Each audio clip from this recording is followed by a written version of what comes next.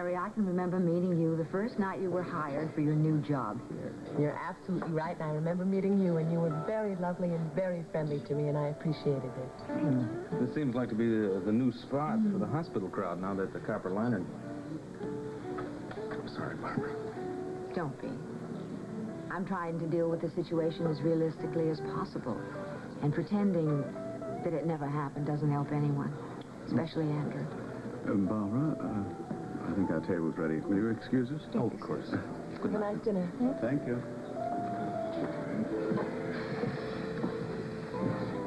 I feel very sorry for that lady. So do I.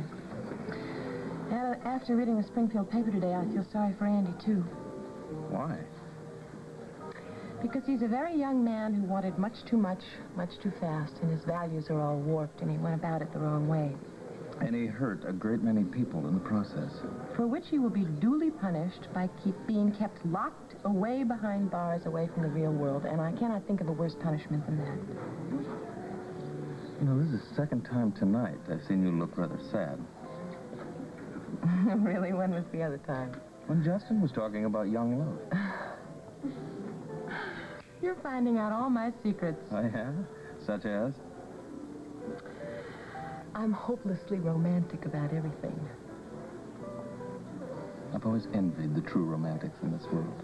I mean, they have an extravagance of feeling that, I don't know, I'd give anything to experience. You have to be born with that, though, I guess. Oh, no, you don't. I'd hate to think those feelings were there just for a special few. They're for everyone. For everyone. When you feel them, you give in. You just don't tense up and you don't worry about looking foolish. What's so funny? I was just remembering when I was in college and I first fell in love with Vanessa? You said she was the first woman you fell in love with. Yes. Anyway, law students are notorious for their wild abandon, but even even my classmates used to kid me about being so, you know, guarded and conservative. Were you? Yes. I like to think, though, that it's never too late to change patterns like that. Then again, maybe it is. Don't you believe that for a minute. It's never too late for anything if you want it badly enough. I want to propose a toast. Here's to you, going way out on a limb and saying to hell with what everyone thinks of me. I'm going to be as extravagantly emotional as I feel. I'll certainly drink to that.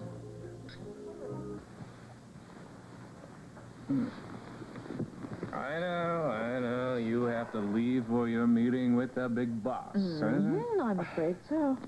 I just want you to know that I really enjoyed this little interlude, and I'm looking forward to the next one. Well, I won't have to work so many nights with Alan once he starts coming into the office again on a regular basis. Oh, I remember when you would have sold your soul to have a meeting with Alan at your place. Oh, well, I've put those days behind me, Joe. And I have you to thank for that. Me? Mm-hmm.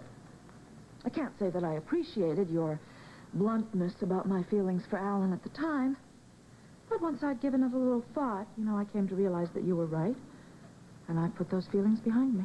Well, good for you. Yeah, reality can be a little hard to swallow, but it is always healthiest in the long run. Absolutely. Oh, I haven't forgotten about your trying to find something on the Chamberlains that you can use in your little power plays around here. Uh-huh. Well, I think I may have just come up with that little something all on my own. I know it's going to take care of Henry, and if I use it right, it just might take care of Vanessa, too. Oh, it sounds like strong stuff. Oh, it is. I don't want to be late to meet Alan. You coming? Yeah, I'm coming. Oh, wait a minute.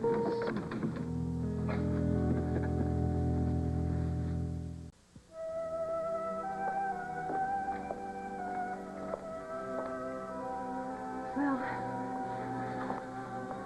thanks again for a lovely evening. I'm afraid you've spoiled me. How so? Well, I won't know how to handle it when I have to have dinner alone. Oh, well, I'm going to see to it that you don't have to, because if the truth be known, I've become a little spoiled myself. I'm I'm dreading the one night you're going to be in New York next week. Ross, What? never mind. Say it. No, really, it's not important. It's probably presumptuous of me, so just forget it, okay?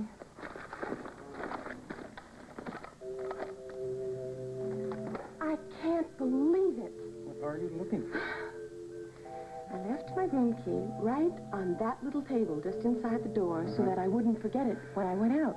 So I forgot it I find this when I went out. little quirk in your character very charming. Oh, I'm glad you find it charming. I find it really irritating. Well, don't worry about it. This is a hotel, you know. They got other keys. They got security people who can come up here and open the door for you. In a What? couple of days, I'm moving into my own house. What am I going to do? Break a window every time I want to get in? Wait a minute. I'm going to go to the house phone. I'll call downstairs. I'll have them bring you another key, so just don't worry about it. You found it.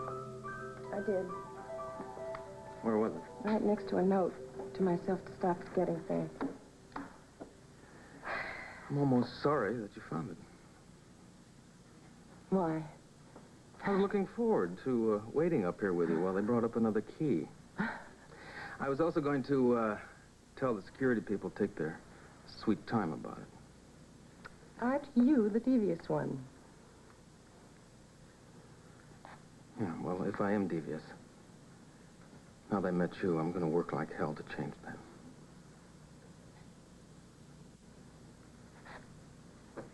Ross, What? you know what I wanted to say to you before? Yes? Look, this is all moving too fast for me. I'm sorry, and I think it's moving too fast for you, and I like you. I like you very much, but I don't know you. Wait a minute. What about all those things that you were telling me before? What things? You know. Take chances. To risk being extravagant. I'm sure the old Ross Marler would agree that this is a bit premature, but the new Ross is saying, if you want to kiss this lady,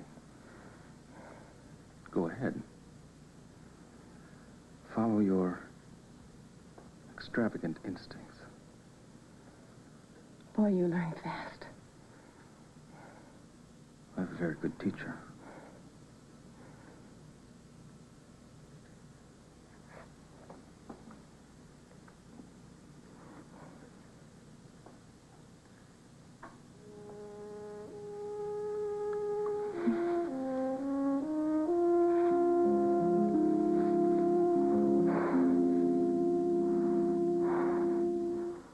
It's hard to find the things I want to say.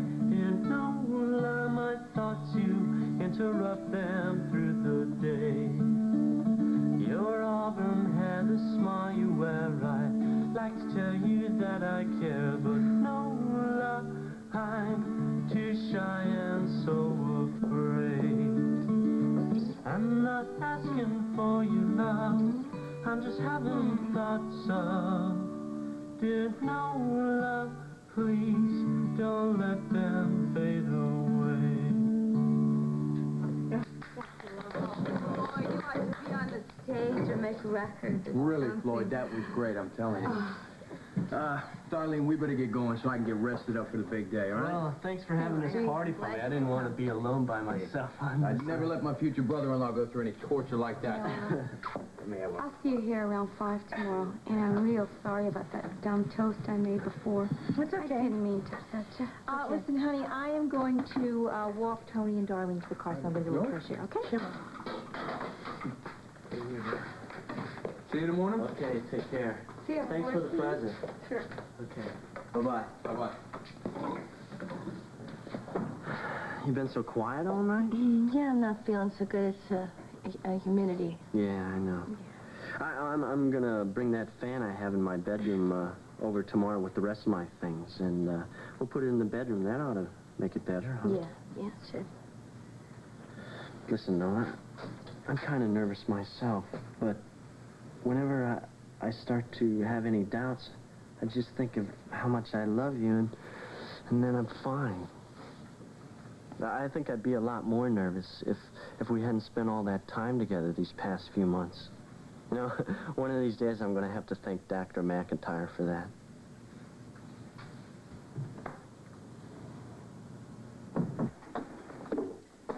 Oh, thank you. Yeah, I think it was. That's I thought it was. Everything, the rehearsal went so smoothly, didn't it? Yeah, but I think I might be, a better usher tomorrow when there's someone to usher.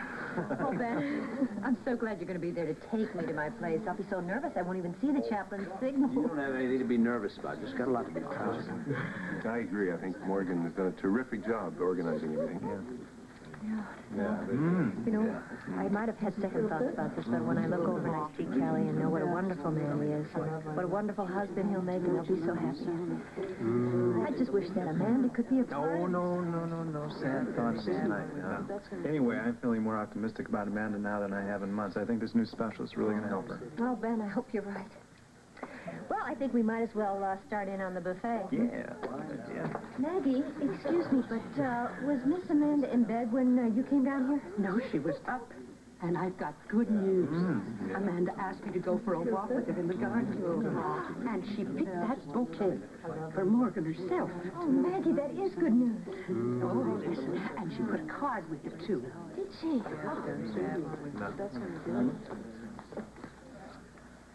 Morgan, I'm sorry to interrupt, but I think you should know that Amanda picked those wildflowers herself, and she left you this card. Oh, that's wonderful. Oh, they're beautiful. Dearest Morgan, be happy with Kelly and always be honest with each other. That advice is the most precious gift that I could send you tonight. Your loving sister, Amanda. So sweet. Amanda's right. Hey, Morgan, here's a card you haven't opened yet. Oh, it's your turn. My turn. I left it over there on the table. Alan had it special delivery to the office this afternoon. Congratulations. I can't believe this. Look at that. He's so generous.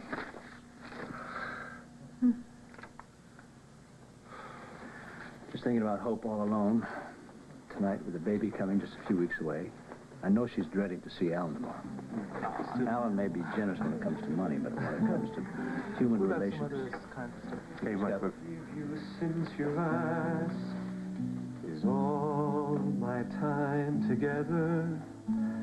Take the rugged sunny days, the warm and rocky weather.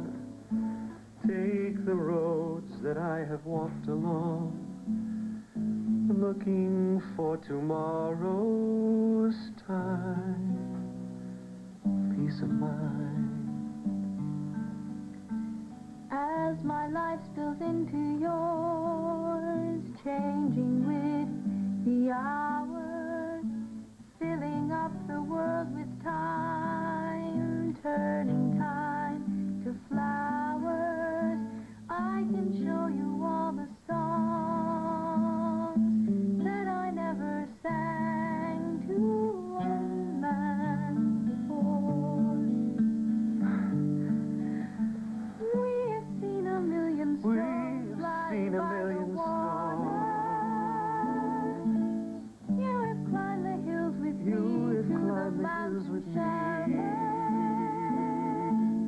Taken off the days one by one, setting them to breathe in the sun. I just want Miss Morgan to be happy after all she's been through. Oh, I'm sure she will be, Maggie. In fact, I count on From the days of childhood, all the willow winding paths leading up and onward. This is what I give. This is what I give. This is what I Ask you for nothing more.